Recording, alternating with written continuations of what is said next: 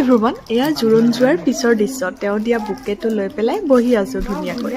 তাৰপিছত এয়া ওচৰৰে আমাৰ গাঁৱৰ দাদা ভাইটিসকল আহিছে ঢোল বজাবলৈ। মায়ে এয়া মানে পানী তোলাৰ সময়ত ঢোল বজাই যে সেয়া মায়ে এয়া ধুনীয়াকৈ আদৰি মেলি আনিছে। ৰিয়াই আকৌ এয়া মেহেন্দি আঁকিবলৈ এতিয়াহে টাইম পাইছে। আৰু এয়া গাঁৱৰ খুৰী বৰমা, তাৰপিছত সেইজনী হৈছে আমাৰ মামী প্ৰথমত অহাজনী। সকলো মিলি পেলাই এয়া পানী তুলিবলৈ বুলি ওলাই গৈছে।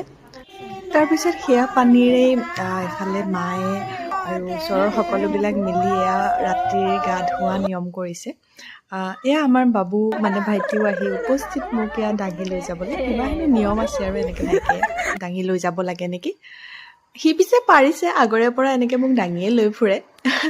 তাৰপিছত এয়া ৰাতি সকলোৱে গাঁৱৰ খুৰী বৰমা বৌসকলে মিলি পেলাই অলপমান সজাই দিছে, ফুট সেন্দুৰ দি দিছে।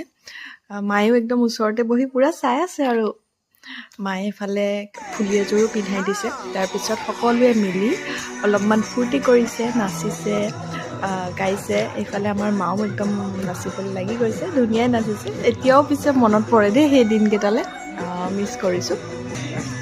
বাকী খোৱা আমাৰ বাবু আৰু ববৈ নচাত লাগি আছে, বেলেগ নাচিছে আৰু ন।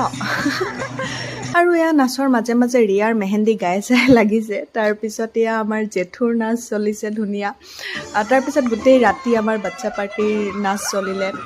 চবৰে টোপনি যাব লাগে, মানে পিছদিনাখন যিহেতু বিয়া, কিন্তু নাই, চবেই নচাতহে লাগিছে। তাৰ মাজতে আকৌ আমাৰ দাদা এজনৰ জেঠাইৰ ল'ৰা এয়া লাটু দাদাৰ বাৰ্থডে আছিলে সিদিনা। সেয়ে তেওঁ গম নোপোৱাকৈ বিয়াৰ ঘৰ যিহেতু কেকো নাছিলে, ঘৰতে পিঠা আছিলে, পিঠাকে কটাই পেলাই সকলোৱে খাইছোঁ আৰু কেক বুলি অকণ অকণ। বহুত বেছি ফূৰ্তি কৰিলোঁ সেইদিনা। এনেদৰে সেই দিনটো পাৰ হ'ল। বাকী ভিডিঅ' আহি আছে, চাই থাকিব। আজিলৈ ইমানেই।